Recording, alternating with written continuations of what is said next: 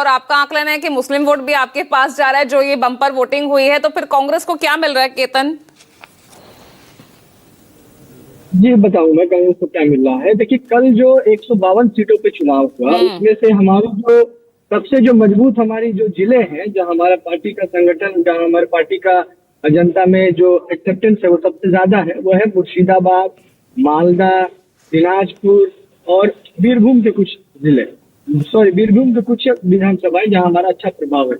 तो हम इस चुनाव पहले तो अगर हम एक बढ़े हुए टर्नआउट की अगर विश्लेषण करने में 2 मिनट दूँ तो ये यही है कि देखिए एक तो है कि जो टोटल वोटर की संख्या थी, टोटल वोटर की संख्या में से कितने लोगों ने वोट दिया, इस पे ये आधारित होता था कि ये वोटिंग परसेंटेज। तो जब टोटल नंबर घट गया है तो जाहिर सी बात है कि वोट देने वाले अगर आप संख्या को मिलाएंगे कि कितने लोगों ने वोट दिया था और इस साल कितने लोगों ने वोट दिया है, तो शायद इस संख्या में बहुत ज्यादा कोई आमूलचूल परिवर्तन नहीं होगा, पर परसेंटेज में आता है। और दूसरा बात ये जरूर है, लोगों के दिमाग में ये घर कर दिया गया था या लोगों के दिमाग में ये डर था कि अगर हम इस बार वोट नहीं देंगे तो क्या पता आगे आने वाले समय में हमारा वोट रहे ना रहे, हमारे परिवार का वोट रहे ना रहे। इस डर से भी बहुत लोगों ने वोट दिया।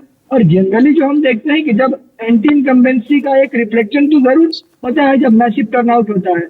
तो ये सारे पहलुओं 120 सीटों पर एहतेशामुल हक दावा कर रहे हैं कि वो 120 सीटें जीत रहे हैं, इस 152 में से 100 सीटें धनंजय गिरी। आपकी पार्टी के कह रही कितनी सीटें आप जीत रहे हैं? जी मैं बताता हूँ। देखिए ये पार्टी जो है, अब देखिए भाजपा भी नहीं कहेगी कि हम हार रहे हैं, तृणमूल कांग्रेस भी नहीं कहेगी कि हम हार रहे हैं, और हम भी नहीं कहेंगे कि नहीं हम इसमें नहीं पाए।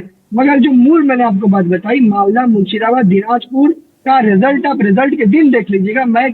हम लोग राजनीतिक कार्यकर्ता है, हम लोग जनता के बीच रहते हैं, और मालदा मुर्शिदाबाद 2021 के पहले तक हमेशा से वो कांग्रेस का गढ़ रहा है। 2021 में हम यहाँ फेल हुए थे सीए एनआरसी के चलते, तो मैसिव ध्रुवीकरण हुआ था। इस साल ध्रुवीकरण की चेष्टा हुई, पर ध्रुवीकरण जनता को मैं धन्यवाद दूंगा कि ध्रुवीकरण या सांप्रदायिकता के ऊपर चुनाव नहीं हुआ।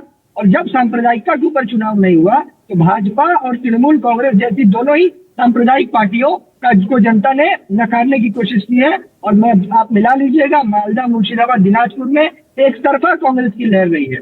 और मैं अब दूसरी बात कराऊं, लेकिन उनके हक के लिए तो लगातार ममता दीदी लड़ती रही, एसआईआर से उनका नाम ना कटे, वो लड़ाई तो वो जारी रखती रही, तो उनको फायदा नहीं मिलेगा। जो अभी राजीव रंजन जी ने कुछ जो विश्लेषण किया वो इतना सटीक विश्लेषण किया, उन्होंने एकदम नब्ज पकड़ी जनता की।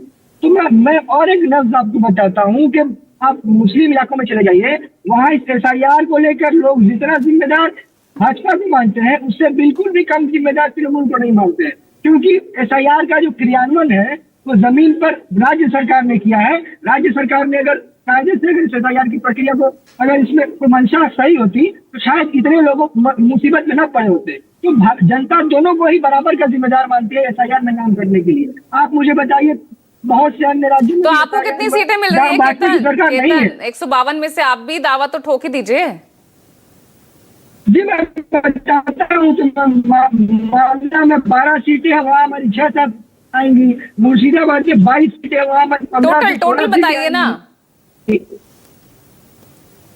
हम इस प्रकार से देखिए, भाजपा कहती है 100 आ जाए, 120 आ जाएगी। हमारे यहाँ बंगाल में कहावत है जिसका मतलब हिंदी में यह होता है कि ख्याली पुलाव में अब जितना चाहे घी डाल सकते हैं।